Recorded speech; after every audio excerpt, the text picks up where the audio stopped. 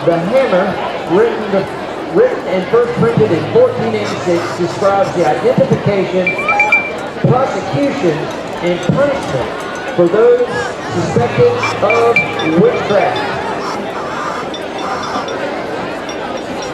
Over the next few weeks, the band will be adding more music, drill, and even some visual items on the field to help them turn up the heat on other area bands as they begin their competition season by attending the Spartan Southern Classic Band Festival at South Caldwell High School on next Saturday, October 9th. Good luck to the band as they compete next weekend.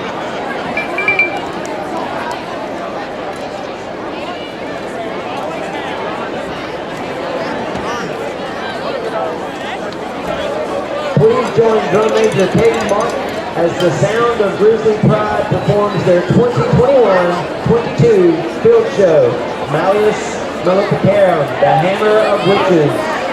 Drum major Katie Martin, is your band ready for exhibition?